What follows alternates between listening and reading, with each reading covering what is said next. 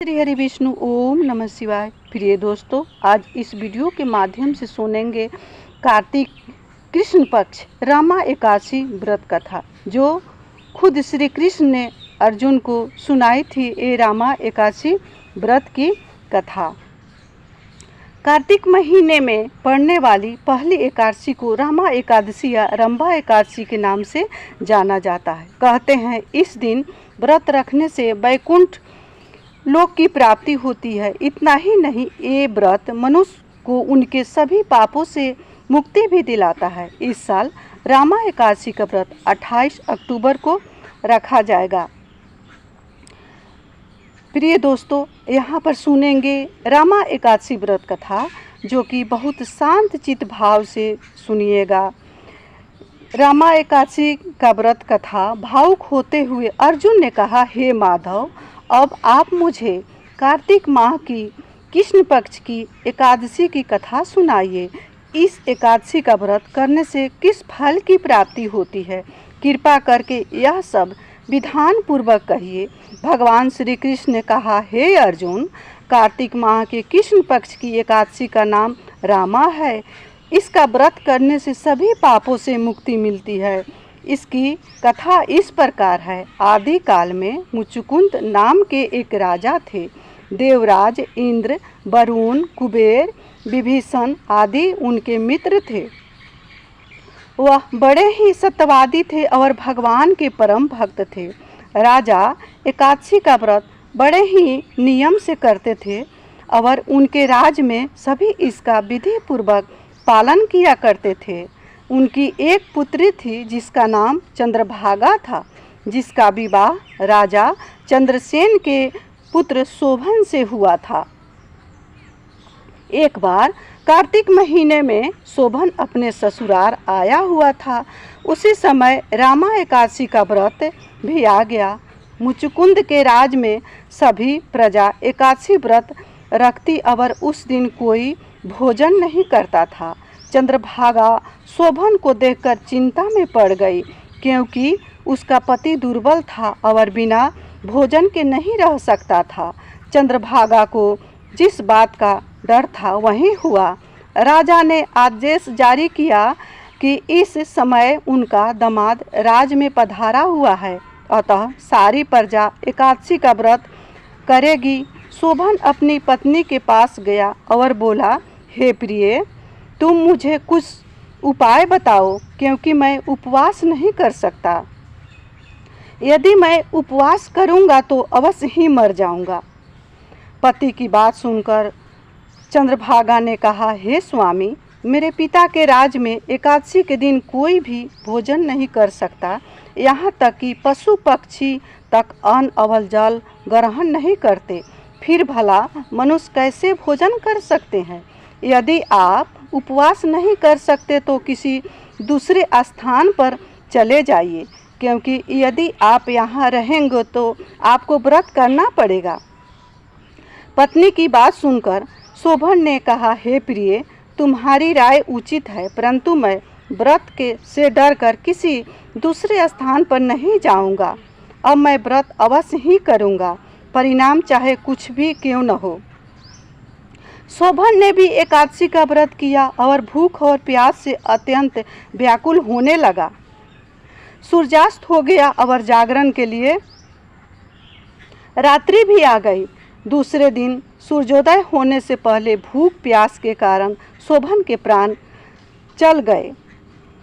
राजा ने शोभन के मृत शरीर को जल प्रवाह करा दिया और अपनी पुत्री को आज्ञा दी कि वह सती न हो और भगवान विष्णु की कृपा पर भरोसा रखे। चंद्रभागा अपने पिता की आज्ञा अनुसार सती नहीं हुई। वह अपने पिता के घर रहकर एकादशी के व्रत करने लगी। रामा एकादशी के प्रभाव से शोभन को मंदराचल पर्वत पर धन धान से युक्त तथा शत्रुओं से रहित एक सुंदर देवपुर प्राप्त हुआ। उसे वहाँ वह राजा बन गया। उसके महल में रत्न तथा स्वर्ण से खंभे लगे हुए थे। राजा शोभन स्वर्ग तथा मणियों के सिंहासन पर सुंदर वस्त्र तथा आभूषण धारण किए बैठता था, उन्हीं दिन मुचुकुंद नगर में रहने वाला सोम शर्मा नामक एक ब्राह्मण तीर्थ यात्रा के लिए निकले हुए थे। घूमते घूमते वह शोभन के राज में जा पहुंचा और उसको देखा। ब्राह्मण उसको राजा का जमाई जानकर उसके निकट गए। राजा शोभन ब्राह्मण को देख आसन से उठ खड़ा हुआ और अपने परिजनों का हाल पूछने लगा। शोभन की बात सुन सोम शर्मा ने कहा, हे राजन, हमारे राजा कुशल से हैं तथा आपकी पत्नी भी कुशल है। अब आप अपना वृत्तांत बतलाइए। आपने तो रामा एकादशी के दिन अन्न जल ग्रहण न करने के कारण प्राण त्याग दिए थे। मुझे बड़ा विस्मय हो रहा है कि ऐसा विचित्र और सुंदर नगर, जिसको न तो मैंने कभी सुना था और न कभी देखा था, आपको किस प्रकार प्राप्त हुआ। इस पर शोभन ने कहा, हे देव, यह सब कार्तिक माह के कृष्ण पक्ष की रामा एकादशी के व्रत का फल है।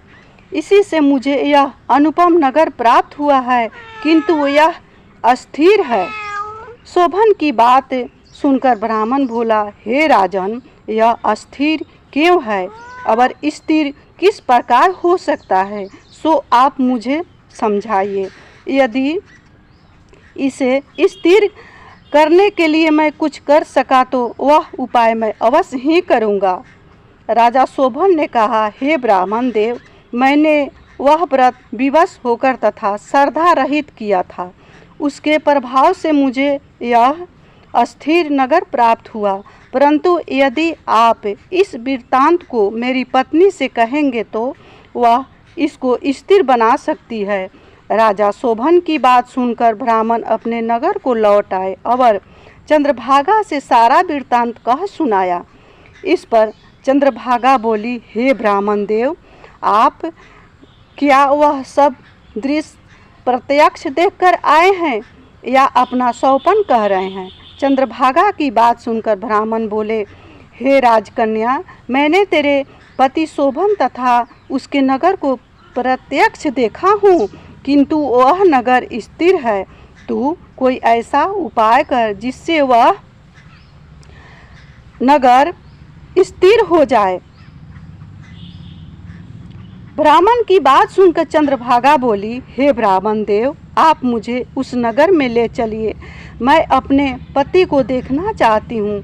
मैं अपने पति के प्रभाव से उस नगर को स्थिर बना दूंगी। चंद्रभागा के वचनों को सुनकर वह ब्राह्मण उसे मंदराचल पर्वत के पास वामदेव के आश्रम में ले गए।